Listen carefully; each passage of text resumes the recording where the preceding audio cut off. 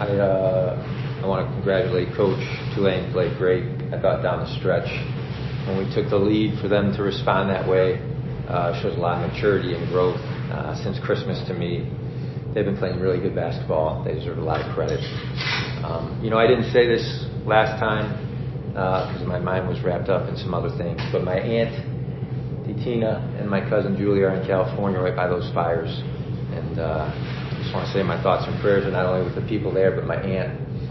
And this may sound weird. My aunt's one of the most important people in my life, predominantly because of what she taught me about my faith and Christ and the way we love. And this may sound weird, but the thing our guys need right now more than anything is a sense of how much we love them. And then from there, I think we're going to build out and fight. And I believe in the next week or so, we're going to see some improvement. But what we're not going to do is give up. And the strength oftentimes is how you respond when things don't go your way. So now it's time for us to respond. So, any questions?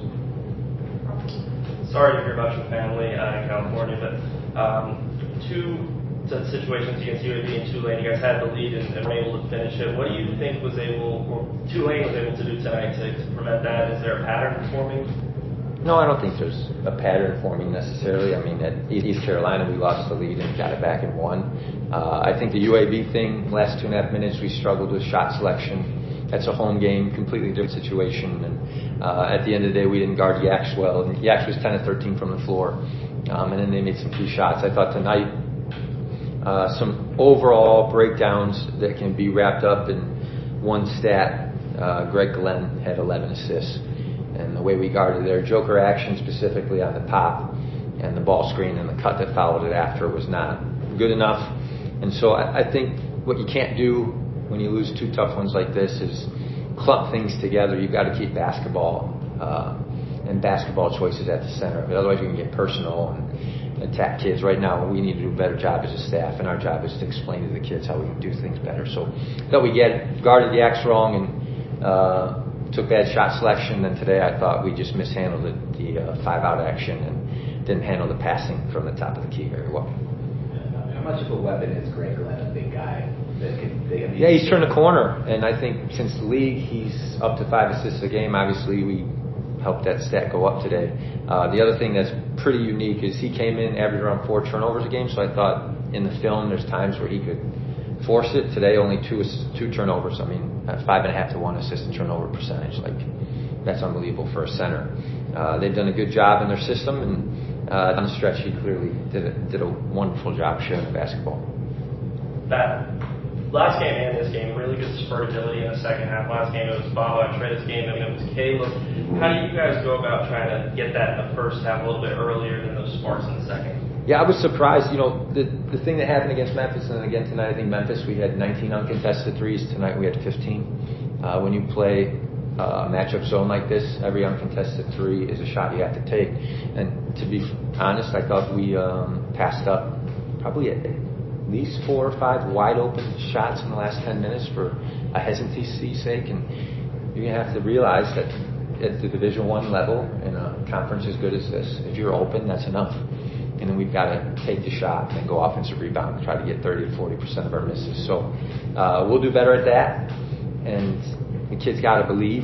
And I think that's probably why I started saying in this whole deal what I said. Like right now, they've got to believe in themselves through those missed shots, because you can't get better than wide open shots at this level. And then how much would a good performance against Rice and then that bye week help in that belief going forward? Yeah, I think the league is really smart, the American, to build in bye weeks. I don't think people truly understand that our guys go 11 months a year now.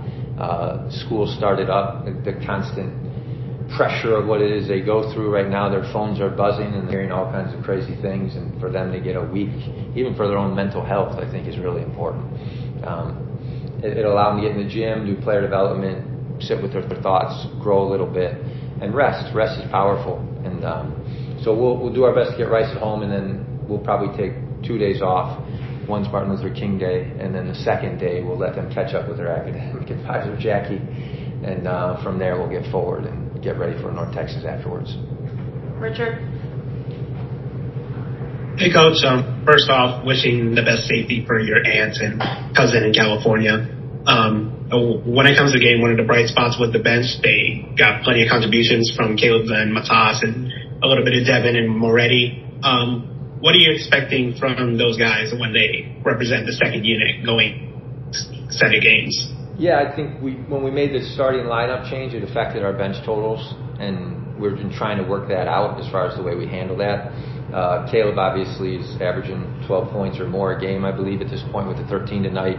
Nico's giving us something all the time, but Matas is 3 for 3 from the field, and a little step forward I thought was a real positive. So we're going to continue to try to get our bench points where other people kind of are going deeper in the league. Like you look at their minutes tonight, I think 5 guys played over 30 minutes. We're probably not going to go that route. We're going to try to bring our bench along. And for Kiki Tandy, he obviously provides a lot of upside with his ability to shoot from downtown, even though tonight wasn't his best, 1 for 8 from downtown. How encouraged are you by his willingness to shoot the 3 ball, even during these games where he's going through a cold stretch, but he's still willing to take a shot when he finds the opportunity to? Yeah, I believe at the end of the season we'll look up and he'll be a 40% three-point shooter. That's what Kiki is. There's ebbs and flows, and he's in the net right now, and pretty soon the flow will come. And, you know, the thing about college kids is a lot of things are contagious. Poor decisions are just contagious. You can tell a lot by a kid. You just look at his 5 best friends. But one of the things that's also contagious is shooting. And we just need one to get going, and the rest will follow, and the energy will come. So Caleb gave this to us a little bit today, but we need another guy to come with him, and then I think we'll get back to shooting the way we were the first month of the season. And Kiki's certainly at the center of that, but I'm pretty certain he'll end the season at 40%. That'll come around. And last question from me, going to Sunday afternoon against Rice, what are your expectations heading into that game to returning to the LA to defend home court to get a win this time around?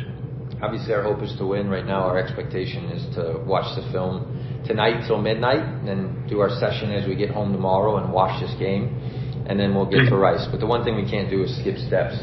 I know losing these 2 games is not ideal, but you can't skip your habits. These kids need to learn, and the first step is for them to learn from tonight. Robbie, last question. A couple of 2-game losing streaks and the 1 3-game losing streak.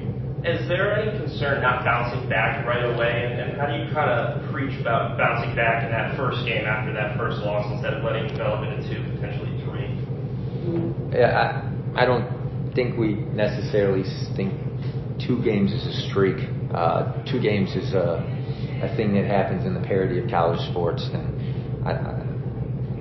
1 game almost doesn't even link to the other. I know that's easy to look at it that way, but these are separate opponents with separate defenses, separate best players, different dynamics, and we just need to attack each game with the scout and the thing that we think best helps us win. Thank you, Coach. Thank you. Okay, thank you.